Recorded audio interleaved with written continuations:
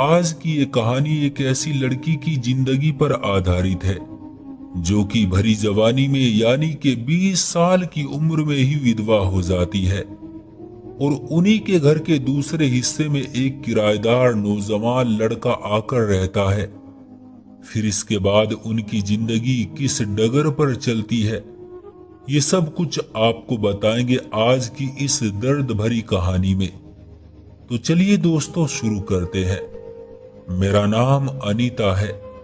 मेरी शादी 18 साल की उम्र में हुई थी और उम्र के 20वें साल में ही मैं विधवा हो गई और फिर ससुराल छोड़कर मायके आ गई।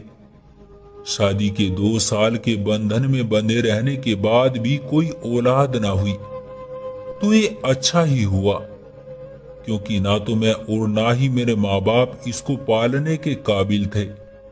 बाबा की उम्र 60 साल थी, मगर ब्लड प्रेशर और शुगर ने उनको दिल का मरीज बना दिया था। वो 60 साल के होते हुए भी 80 साल के लगते थे। हमारा एक मकान था जो मेरे दादा ने मेरे बाबा को वसीयत में दिया था। ये 2 हिस्सों में बना हुआ था। एक में हम रहते थे और दूसरा हिस्सा किराए पर दिया हुआ था। बस इसी किराए से गुजारा चल रहा था, उसके सिवा आमदनी का कोई जरिया न था। जब मैं वापस मायके आ बैठी तो बाबा की मेरे गम में मृत्यु हो गई। मैं और माँ एक दूसरे के सहारे दिन काटने लगे। माँ की ख्वाहिश थी कि मेरी दूसरी शादी हो जाए, क्योंकि उनके बाद मेरा कोई नहीं था। मेरा दिल अब दूसरी शादी के लिए तैयार न था। हम दोनों को हर महीने जो मकान का किराया मिलता वो हमारे खर्चे के लिए काफी था, लेकिन माँ को भी मेरी भरी जवानी में विधवा होने का दुख तड़पाता रहता था। बाबा ने अपनी मृत्यु से पहले ही मकान मेरे नाम कर दिया था। अलबत्ता माँ का हिस्सा उन्हीं के नाम पर ही रहने दिया। 1-2 रिश्ते मकान के लालच में आए, मगर माँ ने मना कर दिया, क्योंकि लड़के वाले दहेज में मेरा मकान दूल्हे के नाम करवाना चाहते थे, जो हम 2 बेसहारा औरतों की जमा पूंजी थी। तब मैं सोचती कि दुनिया बहुत मतलबी है। अगर शादी दोबारा करने की जरूरत पड़ गई तो बहुत सोच समझ कर करूंगी। अभी माँ जिंदा थी जब पुराने किराएदारों ने घर खाली किया और हमने अपने पड़ोसी को दूसरे किसी अच्छे किराएदारों के लिए कहा, जो कि हमारे घर के करीब बिरजेश अंकल जी हमारे बाबा के भाई बने हुए थे। वही हमको किराएदार ला दिया करते थे। इस बार भी माँ ने ये काम उन्हीं को सौंप दिया। अंकल के लाने पर एक बूढ़ी औरत को हमने अपना मकान दे दिया। उस औरत का बेटा स्कूल में पढ़ता था और गांव से शहर पढ़ने आया था। उसकी माँ उसके साथ इसी वजह से आई थी कि उसके बेटे को घर का खाना मिले और किसी किस्म की कोई तकलीफ ना हो। अंकल ने माँ से कहा, ये सीधे सीधे शरीफ लोग हैं और इनकी फैमिली भी छोटी सी है। किराया अच्छा दे रहे हैं, आप इन्हीं को मकान दे दें। तो माँ ने दे दिया। वाकई ये बहुत अच्छे और शरीफ लोग थे और ये औरत भी बहुत अच्छी और दुख सुख में काम आने वाली थी। माँ की उनसे खूब दोस्ती हो गई और बेटा तो इतना सीधा साधा था कि भूले से सामने आ जाए तो भी आंख उठाकर नहीं देखता था। उसका नाम सागर था। माँ ने उसकी शराफत को देखते हुए सागर को अपना बेटा बना लिया। साल भर उन लोगों से हमको कोई तकलीफ नहीं हुई, बल्कि उन माँ बेटे ने हमारा बहुत ख्याल रखा। अगर माँ को कभी पैसों की जरूरत पड़ जाती तो ये औरत, जिनको हम आंटी रूपमती कहकर पुकारते थे, वो एडवांस में किराया दे देती थी। दुख सुख में यही लोग अपनों की तरह हमारे काम आने लगे। सच कहूं तो इन किराएदारों के आ जाने से हमको बहुत सुख मिला। हमारे छोटे छोटे काम उन्होंने अपने जिम्मे ले लिए थे।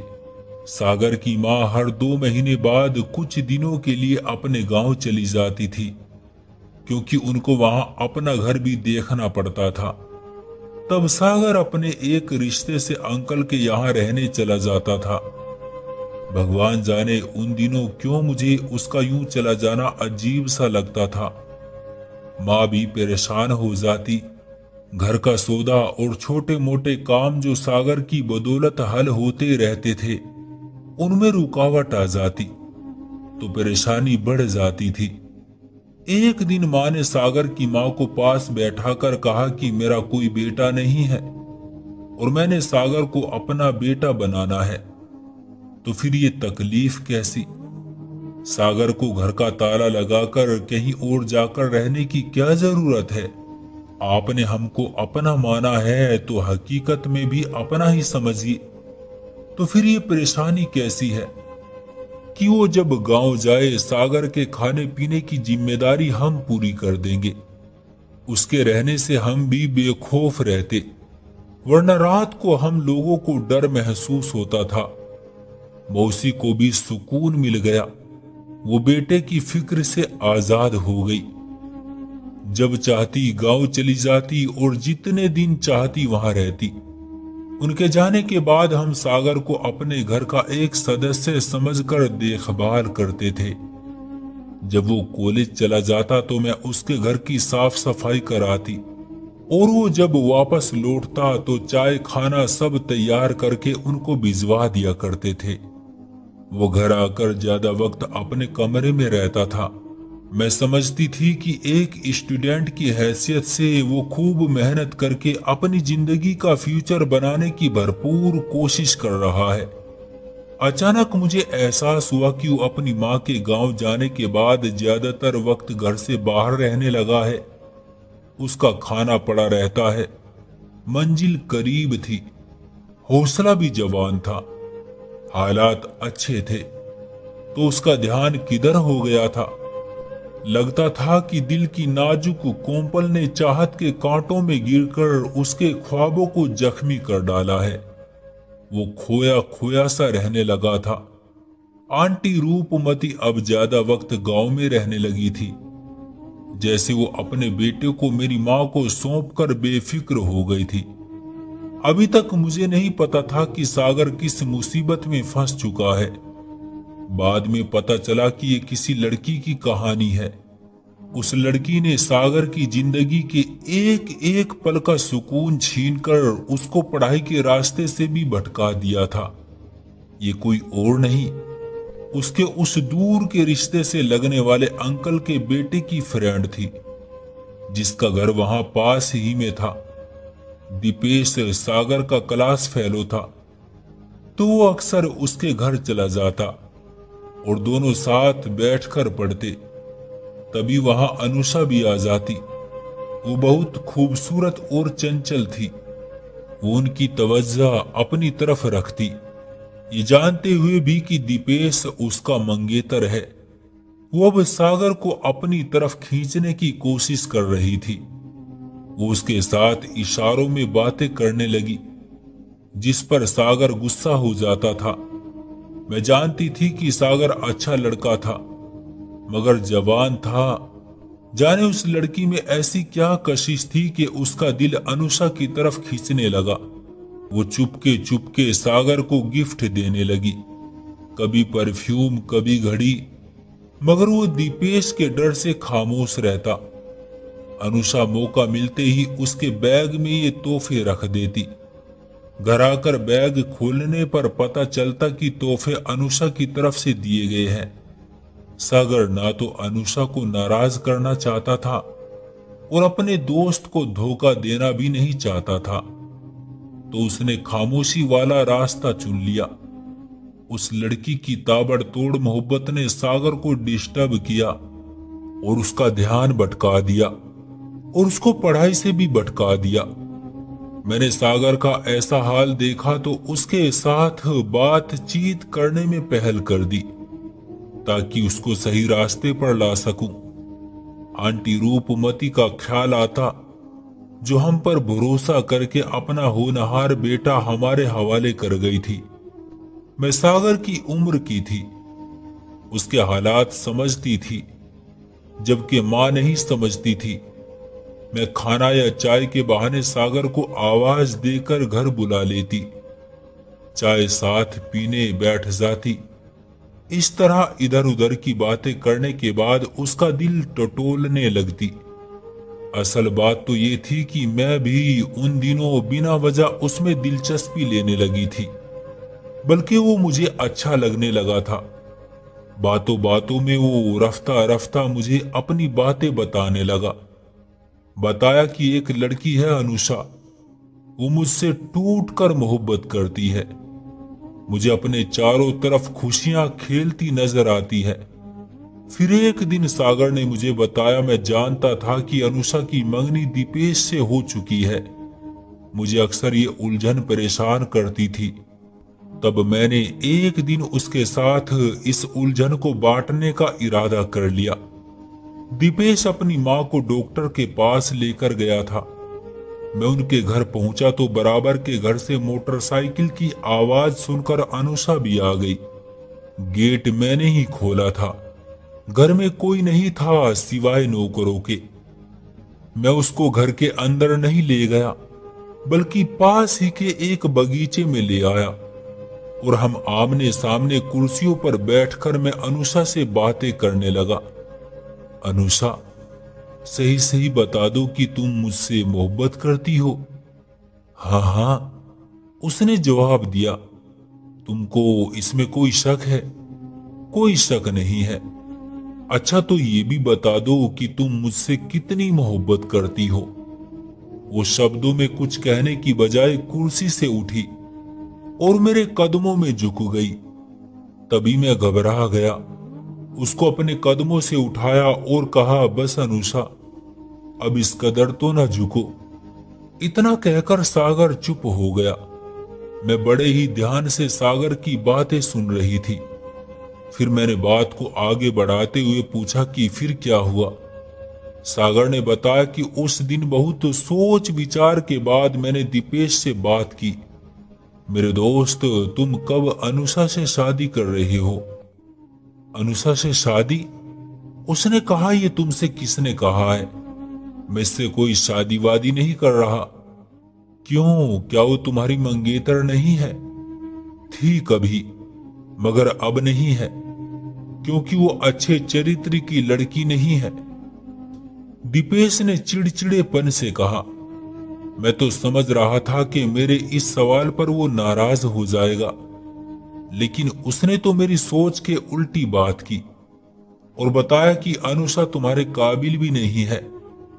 भूल कर भी इससे शादी के बारे में मत सोचना, क्योंकि मेरे इसके साथ गलत रिश्ते रह चुके हैं और अब इसने एक और बदसूरत चरित्रहीन मगर दौलतमंद व्यक्ति को फंसाया हुआ है। इसका दामन वहां से भी मैला हो चुका है। क्या कह रहे हो दीपेश? क्या तुमको इस बात पर बहुत गुस्सा है, इस वजह से ऐसा कह रहे हो? हरगिज नहीं। तुम मेरे प्यारे दोस्त हो। तुमसे मैं कभी झूठ नहीं बोल सकता। मैं जानता था कि वो झूठ नहीं बोल रहा था। तब मैं खामोश हो गया, मगर इस खामोशी ने मेरे रोम रोम में आग लगा दी।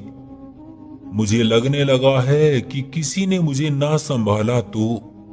ये कहकर सागर ने मेरा हाथ पकड़ लिया। मैं ये सोच भी नहीं सकता था कि अनुषा मेरे सिवा किसी और की हो जाएगी।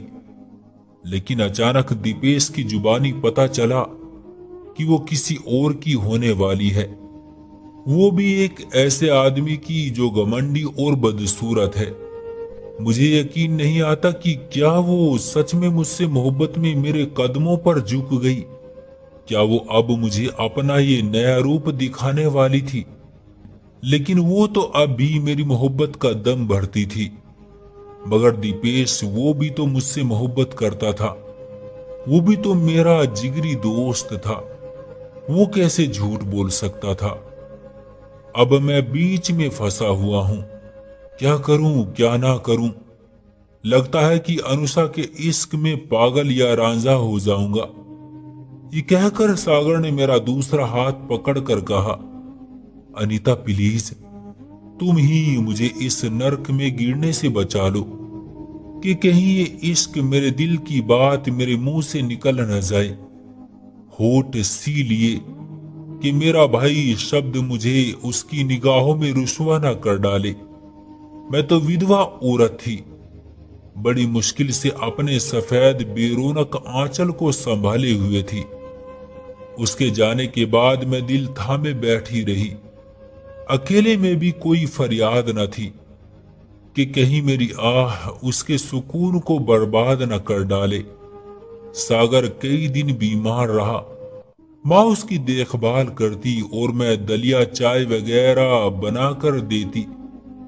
कुछ दिनों बाद वो कुछ ठीक हुआ, तब माँ उसे अपने घर ले आई। तब मुझे सागर ने बताया कि अनुषा की शादी हो गई है। दीपेश ने सही कहा था। इधर मुझे और उधर दीपेश को बेवकूफ बनाने वाली शातिर वो लड़की आखिरकार एक अय्याश दौलतमंद की झोली में जा गिरी। उस वक्त तक मुझे सागर से मोहब्बत हो चुकी थी। अगर बीच में अनुषा न आती तो मैं उनके साथ दिल से शादी करने के लिए राजी हो गई थी, क्योंकि मेरी माँ और आंटी रूपमती की भी यही ख्वाहिश थी। मौजूदा हालात में वो चुप सादे था और मैं भी दम सादे थी। मैंने उसके गम से समझौता और अपनी खुशियों से नाता जोड़ लिया। मैं अकेली अपना दर्द समेटती रही, छुप छुप कर आंसुओं को पूछती थी और किसी से कुछ न कहती थी। माँ बीमार पड़ गई, हालात ने करवट ली। सागर अचानक किसी काम से दिल्ली चला गया, जहां उसकी मुलाकात अचानक किसी फंक्शन में दोबारा अनुषा से हो गई, तो वो उसको अपने घर ले गई। पुरानी दोस्ती ने नया रूप ले लिया। सोया हुआ जख्म फिर से जाग उठा, टूटे ख्वाब फिर से जुड़ने लगे और उमंगे सर उठाने लगी। सागर ने एक दिन अनुषा से पूछ लिया कि क्या वो दीपेश के पूरी तरह से नजदीक जा चुकी थी, जैसा कि दीपेश ने बताया था। क्या वो बात सच थी? वो बोली, हाँ, ये सच है। नजदीकियों की सभी हदों को पार करके भी मैं उससे वफा का बंधन न निभा सकी। वो